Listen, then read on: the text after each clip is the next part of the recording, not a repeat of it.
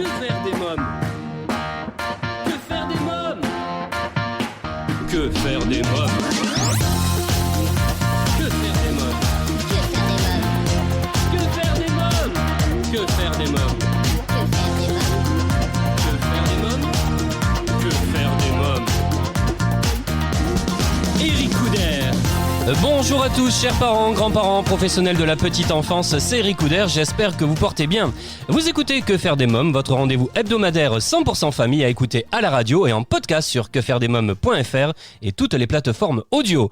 J'aurai le plaisir de recevoir aujourd'hui Yves-Marie Alain, ancien directeur du service des cultures du Muséum national d'histoire naturelle, ingénieur horticole et paysagiste et commissaire de l'exposition Aventure végétale de l'insouciance à la liberté encadrée qui se tiendra jusqu'au 7 juillet au château de la Roche-Guyon, Cindy Lermite, responsable du développement culturel, et Anjaya pour son nouveau single I Feel Alright, et je vous parlerai du livre Je ne voulais pas vous faire pleurer de Charlotte Monnier aux éditions Slalom. À présent, je reçois dans Que faire des mômes Yves-Marie Alain et Cindy Lermite pour nous parler de l'exposition Aventure végétale de l'insouciance à la liberté encadrée qui se tiendra jusqu'au 7 juillet au château de la Roche-Guyon. Bonjour Yves-Marie Alain. Bonjour.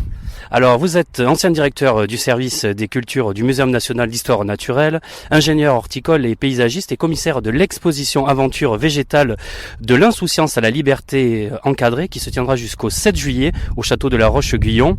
Que représente cette exposition et quels sont les sujets abordés? Alors, ce que ça représente, c'est finalement les aventures des végétaux, et ça depuis la nuit des temps, puisqu'on va commencer avec des fossiles pour arriver juste à notre période.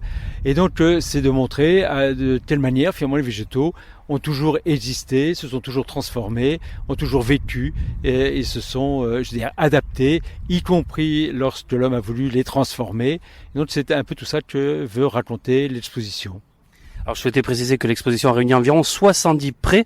Alors, pouvez-vous nous en citer quelques-uns? Vous m'avez parlé de fossiles, il y a des herbiers, des livres également. Oui, alors dans les prêts, il y a des choses un peu spectaculaires qui sont comme des maquettes de bateaux qui montraient finalement sur quel type de navire étaient transportées les plantes. Il y a aussi des caisses qui permettaient le transport des plantes. On a donc des fossiles, on a des ouvrages, des livres. On a aussi quelques jeux finalement sur les mots qui peuvent être employés sur les plantes et de quelle manière finalement on peut essayer de se débrouiller entre les noms scientifiques, les noms, de tous les jours pour faire son marché. Donc voilà un peu, c'est des choses extrêmement variées, diverses. Qui sont surtout le reflet de la manière dont l'homme finalement appréhendait ou appréhende le végétal. Comment s'articule cette exposition et comment l'avez-vous imaginée? Alors, s'articule finalement, comme l'exposition se fait dans le château et donc dans les salons et les différentes pièces du château, c'était relativement simple comme articulation puisque il y avait un thème, on a pris un thème par salle et donc à chaque fois qu'on change de salle, on change de thème, ce qui est quand même plus simple, de lecture et dans le parcours. Donc elle a été imaginée depuis justement les fossiles jusqu'à l'époque contemporaine, en passant par la domestication, ce qu'on appelle la domestication des plantes, c'est-à-dire la manière dont les plantes sont passées de la nature sauvage à la nature cultivée, telle qu'on peut les trouver dans un potager ou un fruitier de celui de la Roche-Guyon, et ainsi de suite, par salle. Pourquoi cette exposition va intéresser toute la famille, également les enfants? Alors, parce que, je pense que tous les enfants, d'abord parce que je l'ai imaginé en pensant à mes petits-enfants. Donc, la manière dont ils réagissent finalement vis-à-vis d'un certain nombre. Donc, les objets sont des objets qui peuvent être aussi des objets de tous les jours, mais qui sont aussi des objets un peu de l'imaginaire. Et de montrer qu'il y a des choses qui ont existé, qui ont disparu, et que d'autres qui sont en train d'arriver. Je pense que c'est un peu tout ça. Il y a un discours qui peut sembler un peu compliqué, même si les mots sont simples, mais qui font appel éventuellement à des concepts, mais les objets par eux-mêmes sont des objets, un peu de tous les jours, que chacun peut appréhender, peut se servir, peut comprendre, et avoir l'imaginaire et l'imagination se développer. Alors un catalogue et un colloque qui se tiendra le 16 mai prochain accompagne cette exposition ainsi que des ateliers pour les scolaires, des animations et un livre-et-jeu destiné aux enfants et aux adultes.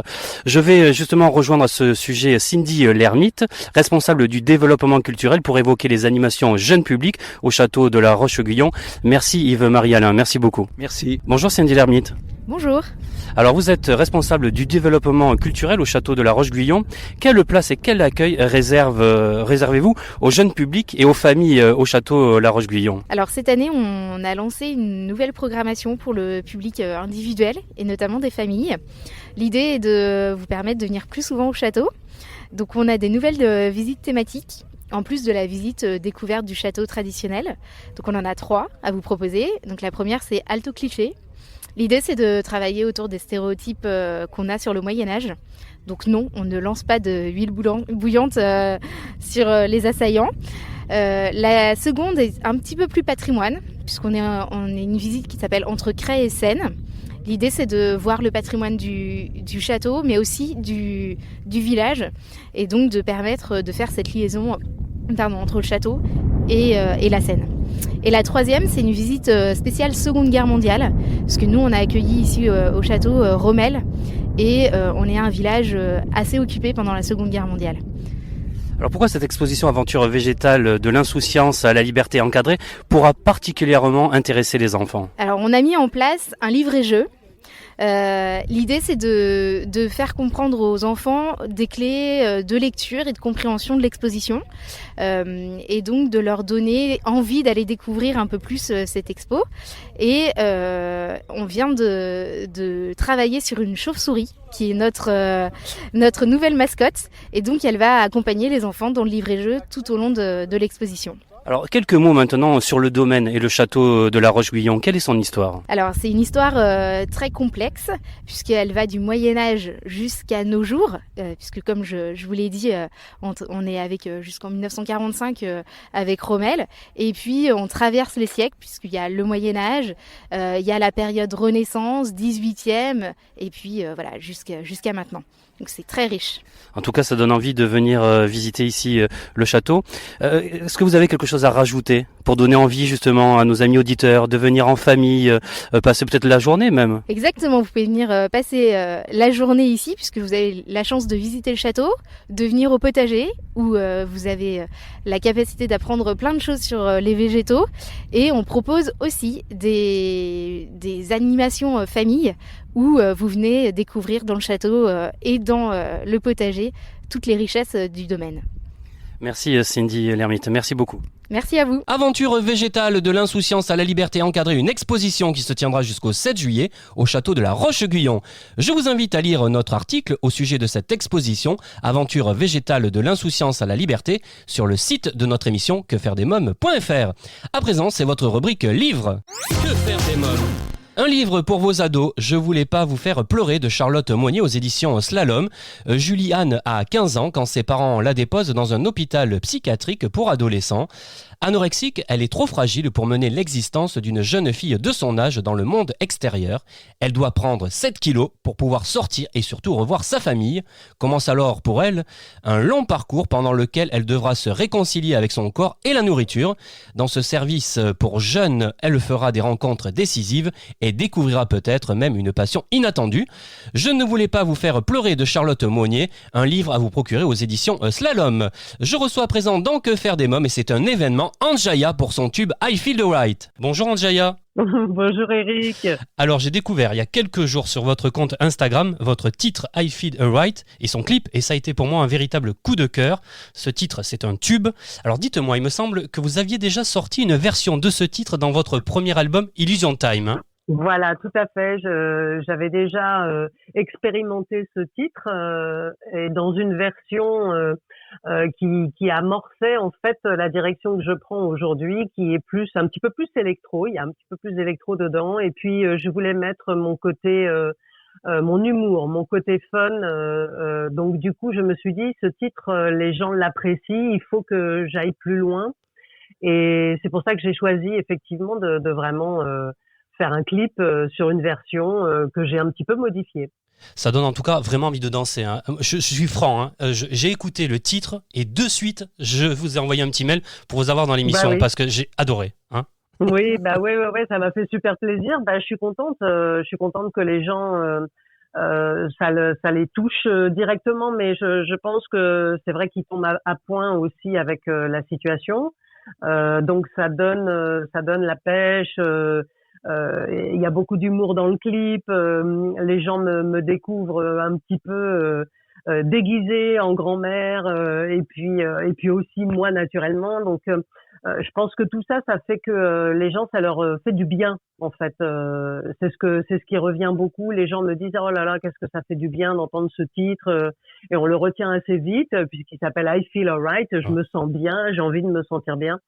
Donc ça me fait très plaisir puisque ça a l'impact que je voulais. Est-ce qu'on peut dire que cette version entre single et remix est plus affirmée?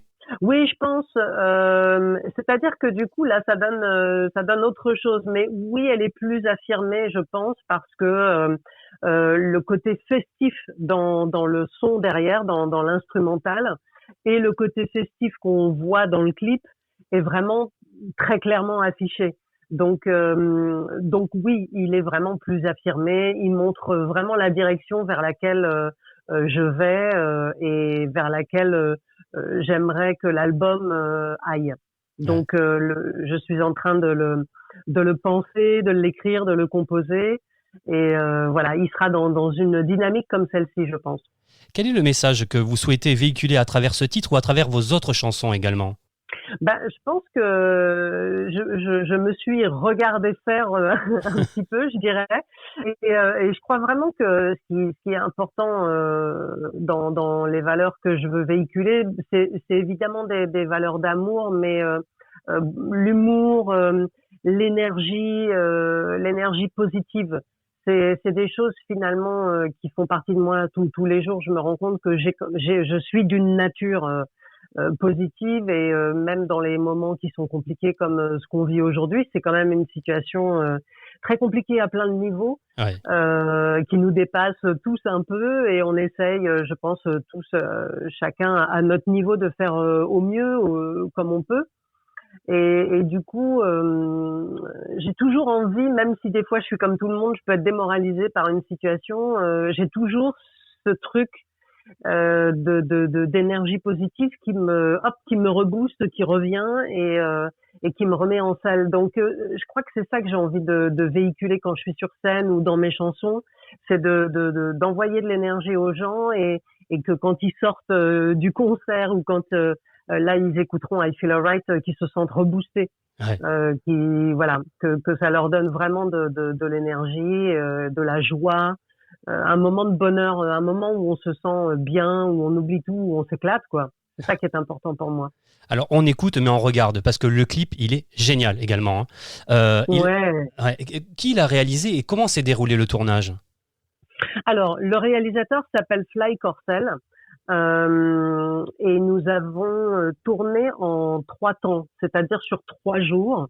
La première fois dans un lieu qui en fait ressemble un peu comme à une cave, une petite cave, je dirais, d'un ami qui nous l'a prêté, qui stockait en fait des vêtements, et puis donc on a utilisé cet espace pour faire un petit peu comme si on était dans une discothèque, mais un petit peu plus underground, je dirais, un petit peu une discothèque faite à la maison. Et puis donc là on a eu des amis qui sont venus nous prêter main forte. Ensuite, on a eu un deuxième tournage qui s'est passé au studio L'Olivier. Ce sont des studios, des gros studios de cinéma, de publicité à Malakoff. Et ils ont des studios, mais ils ont aussi un atelier dans lequel véritablement ils réparent les machines, ils fabriquent des éléments qui vont servir après à de la décoration. Et on a utilisé cet atelier parce qu'on l'a trouvé tellement incroyable qu'on a voulu faire des images dedans.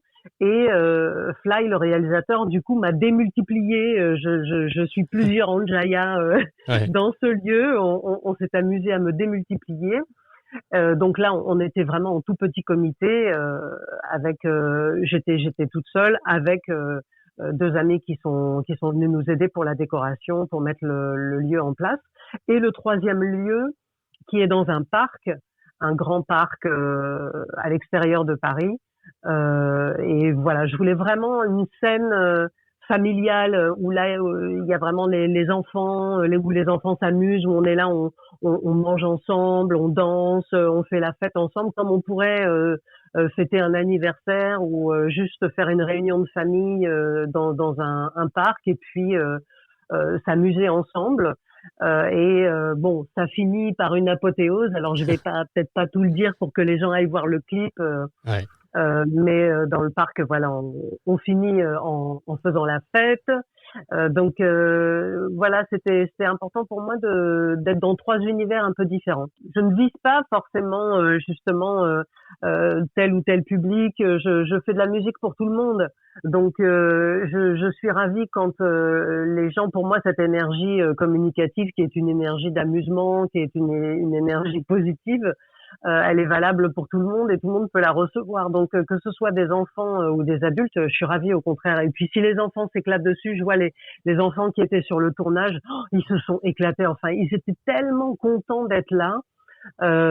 C'était un vrai bonheur de les voir comme ça s'amuser sur cette musique. Je m'y attendais pas en fait parce qu'on sait jamais vraiment qui va réagir et comment vont réagir les gens sur une chanson quoi. Ouais. Donc du coup, pour moi c'est une belle surprise, donc je suis ravie. Et si les enfants ils adorent, bah c'est parfait quoi, c'est l'idéal, je dirais. Est-ce que l'envie de vous déguiser et d'incarner des personnages vous est venue toute petite? Oui, bah oui, c'est ça, c'est que je crois, enfin je pense que c'est une de mes sœurs qui en fait nous a beaucoup amené dans ça, c'est-à-dire que quand on débarrassait la table, quand on devait passer le balai après manger, enfin faire des choses qui sont pas très agréables, faire la vaisselle, etc. Elle était toujours la première à nous faire chanter pendant qu'on était en train de faire ça. Elle était aussi beaucoup à l'initiative de nous faire des petites pièces de théâtre. Alors on se déguisait, elle nous disait tiens toi tu vas faire tel personnage et tout ça. Et puis hop voilà on faisait une mini petite pièce de théâtre devant notre premier public qui était nos parents quoi. Et c'est vrai que je crois que c'est quand même elle qui m'a donné ce truc-là. Je viens d'une famille assez mélomane où tout le monde faisait un peu de la musique, de la peinture, etc.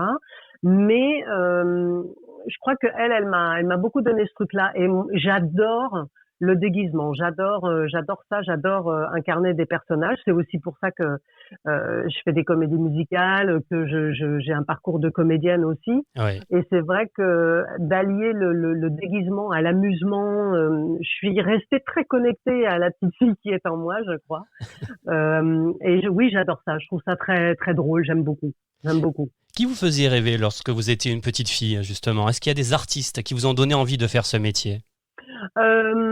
Oui, alors il y en a beaucoup, mais je crois, alors je dirais par rapport à ce que je viens juste de dire, je crois que Charlie Chaplin, c'est vraiment l'artiste qui m'a le plus touchée quand j'étais vraiment plus petite. J'étais encore une fois peut-être passionnée par le personnage que je trouvais très beau, alors que c'est marrant quand même parce que il y avait pas de paroles, etc. Enfin, c'était vraiment que du visuel. Mais je crois que c'est un des artistes qui m'a vraiment beaucoup touchée. Après, par la suite, tout son message, j'ai compris ça quand j'étais déjà plus grande. Ouais. Tout son message d'amour aussi beaucoup, ce qui passait, ça m'a beaucoup touchée. Et après, je pense que il y a d'autres artistes qui m'ont touchée aussi, comme Michael Jackson. J'étais assez impressionnée par ses performances. Et après, il y a des comédiens, il y a beaucoup de personnages qui m'ont donné envie de faire ce métier, mais ça serait difficile de tous les nommer parce que il y a quand même beaucoup de personnes qui ont participé à ça. Mais voilà, je crois que je dirais que Charlie Chaplin, dans le côté personnage comme ça, je suis toujours encore très émue par cet artiste. Alors, il me semble de mémoire que vous avez travaillé à l'étranger, il me semble également. Vous avez été danseuse également, non? C'est ça? Oui, moi j'ai fait un parcours de chant, danse et théâtre. J'ai fait en fait une école pour me former sur ces 3 disciplines. Et du coup, je suis partie à l'issue de ces 2 ans de formation. Je suis partie en Angleterre pendant 1 an. J'avais envie de me confronter un peu à autre chose, de vivre autre chose en fait, de vivre des expériences, de me confronter à une culture finalement que je connaissais moins. Et du coup, bon, je faisais beaucoup d'allers-retours en Angleterre depuis assez jeune et j'ai décidé d'aller vivre là-bas. Ouais. Je me suis dit que, mais dans un optique de encore me former, de continuer. Donc je voulais faire de la danse là-bas, je voulais chanter, je voulais rencontrer des gens et tout ça. Donc ça m'a un peu confrontée à moi-même et surtout à une autre culture. Donc tout le côté artistique m'a beaucoup plu. Après, c'est vrai que, mais ça c'est une question de goût. Ouais. J'ai beaucoup moins aimé la vie là-bas. Ouais. Donc du coup, bon, la nourriture, le temps qu'il fait là-bas, enfin bon, plein d'autres choses qui sont autres que l'artistique. Et finalement, au bout d'1 an, je suis partie. Et puis je suis partie ensuite aux États-Unis puisque je suis rentrée dans un groupe qui a signé là-bas aux États-Unis. Donc Ouais. on a eu une très très belle aventure, une très belle expérience là-bas qui m'a beaucoup apporté en termes professionnels. C'est aux États-Unis, quand on veut vous produire, on vous encadre énormément. Ouais. Donc c'est très intéressant parce que du coup, ça vous montre vraiment comment travailler, comment être discipliné, comment mettre des choses en place pour que ça marche, quoi. Ouais. Donc ça m'a beaucoup appris. Et puis ensuite, je suis revenue en France et j'ai commencé à travailler sur Paris, quoi. Ouais. Donc ouais, c'était important pour moi le voyage. Vous me parliez d'Amérique, ça aussi, ça se sent dans votre travail. Vous travaillez, moi je Oui. trouve, à l'américaine, tout est carré. C'est ce que j'aime en plus, que ce soit dans vos titres ou dans le clip. C'est très carré, c'est très travaillé, c'est très pensé. Oui, bah oui, voilà. Ça me fait plaisir d'ailleurs que vous l'ayez ressenti parce que je pense que quand j'ai fait ma formation à Paris de chant, danse et théâtre, ça a été une première formation, je dirais. Mais quand je suis allée aux États-Unis et qu'on avait signé avec ce groupe, je crois que c'est ça qui m'a vraiment formaté, je dirais, mon cerveau dans la manière de travailler parce que ça m'a vraiment énormément plu. Et effectivement, c'est vrai que tout ce que je fais, c'est très travaillé, c'est très pensé. Des fois même, c'est un peu compliqué pour moi parce que j'ai un peu du mal à lâcher prise. Mais c'est ma façon d'être. En fait, ça correspond vraiment à ma façon de vouloir faire les choses. J'avais trouvé enfin la manière dont j'avais envie de travailler. Donc oui, tout est pensé, tout est réfléchi, tout est travaillé. C'est important pour moi parce qu'en fait, je pense que c'est ma conscience de l'autre, c'est-à-dire du public. J'ai vraiment envie que le public ait un produit de qualité, qu'il ait un clip de qualité, qu'il ait une chanson de qualité. Après, on aime ou on n'aime pas, ça c'est des histoires de goût, mais pour moi, c'est important de donner le maximum pour que les gens entendent quelque chose de vraiment travaillé à fond jusqu'au bout. Donc c'est important pour moi. Et puis voilà, c'est comme ça que je suis en fait. Ouais. Anjaya, c'est un pseudo ou c'est votre vrai prénom? Alors c'est devenu mon prénom, c'est-à-dire Ouais. que au départ mon père m'a trouvé ce prénom parce qu'on était assez fans de l'Irian Jaya. Ouais. Et de l'Arasmat, de ces tribus. Enfin, moi, ça m'a totalement fascinée, et mon père aussi d'ailleurs. Et puis, du coup, j'ai eu envie vraiment que ça, ce soit mon identité parce que, je sais pas, c'est des questions d'affinité, puis c'est du domaine de la psychologie. Peut-être quelqu'un une psychologue pourrait me l'expliquer, mais c'est devenu vraiment mon prénom aujourd'hui. Et j'aime ce que ça véhicule. Les valeurs que ça véhicule et c'est un prénom sacré Anjaya d'ailleurs en Nouvelle-Guinée, en Irian Jaya, ça veut dire terre victorieuse et beaucoup de gens, alors les filles rajoutent à leur prénom ce prénom Anjaya et les garçons rajoutent Sanjaya qui est un prénom aussi sacré à leur prénom déjà qu'ils peuvent avoir. Ouais. Donc c'est ce que j'ai fait, je rajoute ce prénom à mon identité. Alors, depuis plusieurs années, vous interprétez une mamie déjantée dans la comédie musicale qui fait un carton. Il fait partie des meilleurs spectacles à voir en famille, hein, vraiment. Oui, La ouais. folle histoire du petit chaperon rouge, c'est comme ça le titre. Hein. Tout à fait. Maman, mais pour aller chez Mère Grand, c'est quoi le chemin le plus court? Ah oui, le chemin. Tu vas voir, c'est très simple. Je suis le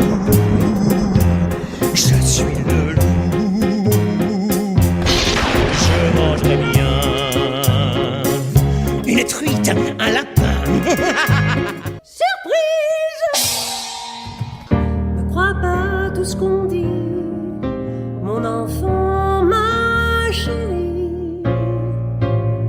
L'image que tu avais de moi, c'était l'image des grands, ceux qui ne savent pas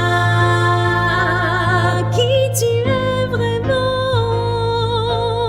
qui je suis vraiment, ta mère grand.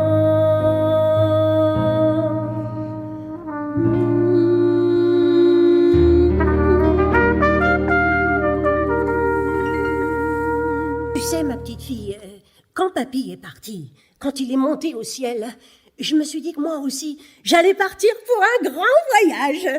J'ai pris le premier train pour Hollywood. Party time! Qui a peur du grand méchant loup? C'est pas nous, c'est pas nous. Comment a débuté cette aventure? Alors, cette aventure, elle a débuté avec Léon, qui est la metteur en scène, et Pascal Joseph, qui est l'auteur. Tous les deux, ils ont eu envie de revisiter ce conte. Et puis, très vite, Léon m'a appelé. On se connaît depuis très longtemps parce qu'on avait travaillé ensemble sur des télés. Et elle m'a dit, écoute, il y a un rôle dans ce spectacle et j'ai envie que tu le fasses. J'aimerais bien que tu lises le livret. Et donc c'était pour incarner la mère du chaperon rouge et la grand-mère. Et du coup, j'ai tout de suite, en lisant le livret, j'ai tout de suite senti que ça allait être un carton ce spectacle, parce que déjà dans l'écriture, Pascal Joseph, il a vraiment super bien écrit ça. Déjà dans l'écriture, ça se sentait qu'il y avait quelque chose de fort. Donc je lui ai dit oui tout de suite, et puis finalement on a fait une lecture au Théâtre des Nouveautés et tout a été très vite.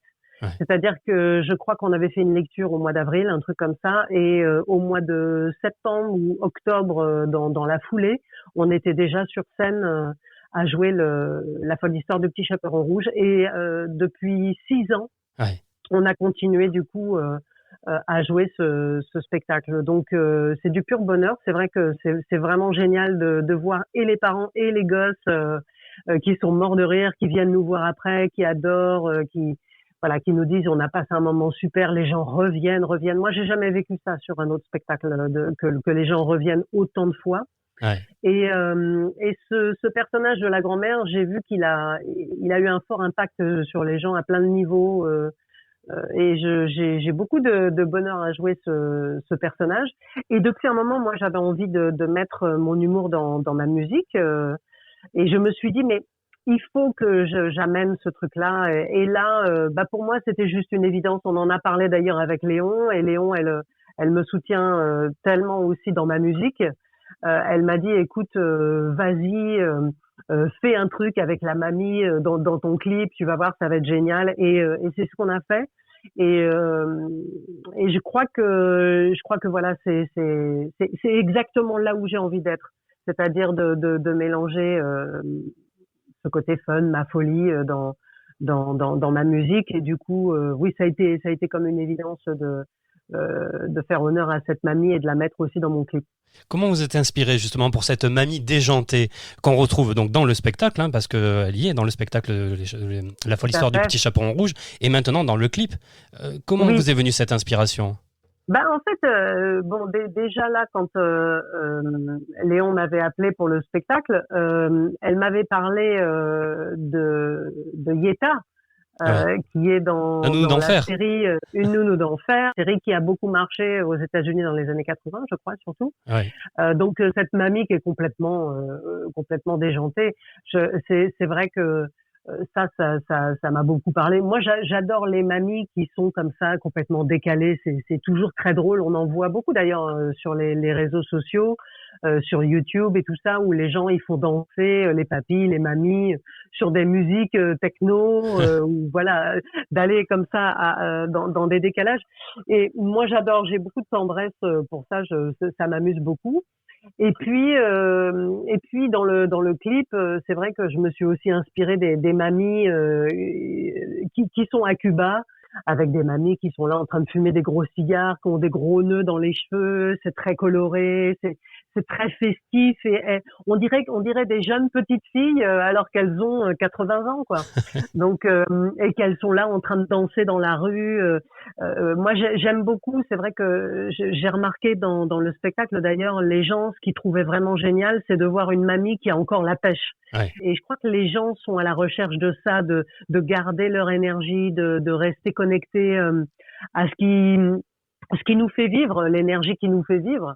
Donc du coup, j'adore les mamies qui sont comme ça et ça m'a beaucoup inspiré sur ce clip et je l'ai tourné à ma façon, à ma manière, moi de danser, de délirer.